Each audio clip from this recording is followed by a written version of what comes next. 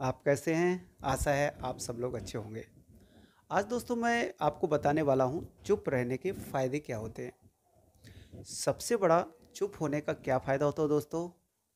अपना उद्देश्य यदि हमने कोई एम बनाया हुआ है, whatever is aim made by us, we focus on that. हमारे द्वारा जो बनाया गया एम है दोस्तों, यदि हम चुप रहते हैं, शांत रहते हैं, तो उस एम से हम कभी भटकते नहीं हैं, उस उद्देश्य को हम पा लेते हैं। जैसे अर्जुन का क्या उद्देश्य था? अर्जुन का उद्देश्य था बहुत बड़ा धनुर्धर बनना। ठीक है। वहीं एकलव्य भी था। एकलव्य भी अपने एम को लेकर आगे बढ़ा और कभी भी जीवन में उसने मात नहीं खाई।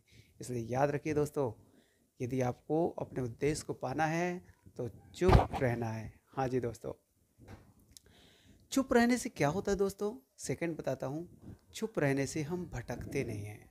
हाँ जी, यदि हम चुप रहते हैं तो क्या होता है, हम यहाँ वहाँ की बातों को ध्यान नहीं देते हैं, क्योंकि हमारे माइंड में जो सेल्स बनते हैं, यदि हम उन्हें मिसयूज करते हैं तो वो फिर उसी दिशा में हमें ले जाते हैं। इसलिए चुप रहना एक बहुत बड़ी कला होती है।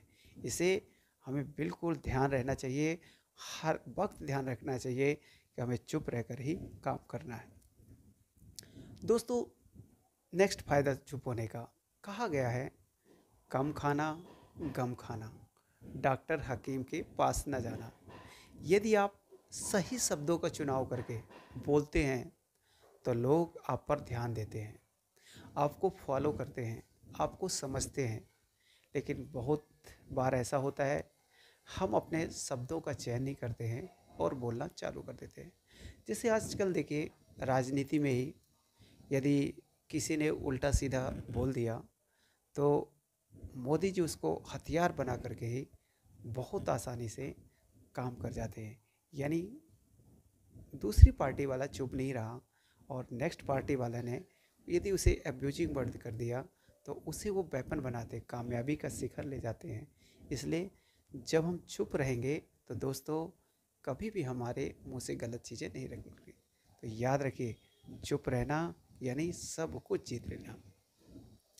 नेक्स्ट है दोस्तों, ज़्यादा बोलने से हम बहुत कुछ बोल जाते हैं। ज़्यादा बोलने से हम बहुत कुछ बोल जाते हैं और हमारे अंदर की जो प्लानिंग होती है, जो गुप्त बातें होती हैं, वो हम पूरा बखान कर देते हैं। क्योंकि जीभ का काम ही है लड़ाना। जीभ क्या करती है दोस्तों? अच्छा अच्छा खाना तो दांत खाते हैं, दांत चबाते हैं, हार्ड वर्क तो दांत करते हैं।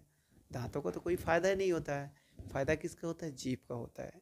जीभ क्या करती है कि अच्छा अच्छा खाना चबाती है और टेस्ट लेती है और फिर सीधे अंदर चला जाता है। तो जीभ कभी भी ऑनेस्ट नहीं होती है दोस्तों। उसे तो अच्छा अच्छा खाना ही चाहिए। और ध्यान रखिए कि हमें शब्दों का चयन ही करना चाहिए।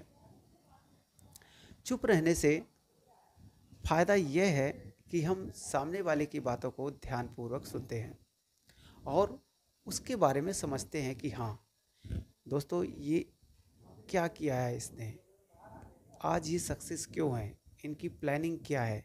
तो हमें क्या करना है? एक सूपा होता है, थारे थार सुन लिए थोता दयो बया है। जैसे सूपा होता है, पहले गांव में चलता था दोस्तों। तो वो क्या होता था कि अच्छी अच्छी चीज़ों को रख लेता था और जो कचरा चीज़ें होती थी उन्हें भगा देता था। चुप रहने का अगला फ़ायदा क्या है दोस्तों? यदि आप चुप रहते हैं तो लड़ाई झगड़ा कभी नहीं होती दोस्तों। जब हम ज़्यादा बोलते हैं तो लड़ाई झगड़े की संभावना सबसे ज़्यादा बनी रहती है। अब घर का एग्जाम्पल ले लीजिए। यदि पति पत्नी हैं, यदि पत्नी जी आपको डांट रही हैं, चिल्ला रही हैं, अपना फ्रस्ट्रेशन निकाल रही हैं, तो उस समय एक पार्टी को चुप हो जाना चाहिए, उन्हें निकाल लेने देने दीजिए, जितना भी उनका भड़ास है निकाल लेने दीजिए। क्योंकि औरतें घर के अंदर चार दीवारी में रहती हैं, उनका माइंड एक कमरे से दूसरे कमरे में, दूसरे कमरे से तीसरे कमरे में, बर्तन मांजने में, कपड़े धोने में, आयरन करने में, ठीक है ना। इस तरह से वो बिल्कुल बंधी रहती है। यदि आपको वो कुछ बोलती है तो शांत दिमाग से आप सुन लीजिए, क्योंकि उनकी तो बातें कुछ पल की ही होती हैं। वो तो आपका क्या जीवन साथी हैं, आपके लिए व्रत रखती हैं, आपके लिए सुबह से शाम तक खाना पीना, कपड़े लत्ते, इसमें ही वो अपना जीवन व्यतीत कर देती है। तो दोस्तों लड़ाई झगड़े की जड़ यही होती है। नेक्स्ट है, यदि हम चुप रहेंगे दोस्तों तो किसी को हम अपशब्द नहीं बोलेंगे। क्या दोस्तों? किसी को अपशब्द नहीं बोलेंगे और हम चुप होकर के अपना काम आराम से करेंगे।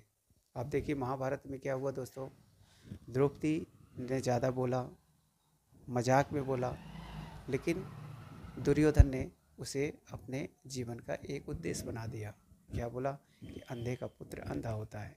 अब देख तो वही चीज़ बोली गई, यदि वो शांत रहती और शांत रह के कुछ नहीं बोलती तो महाभारत नहीं होता। हालांकि जो चीज़ होनी है ईश्वर ने लिख रखा है वो होता, लेकिन हमें सीख लेना चाहिए। उन्होंने बोला अंधे का पुत्र अंधा है, दुर्योधन को बुरा लगा और उसने उसको जीवन भर अपने उसमें रखा, इसलिए युद्ध हुआ दोस्तों। चुप रहने का फायदा क्या है दोस्तों? यदि हम चुप रहते हैं तो हमारे जीवन में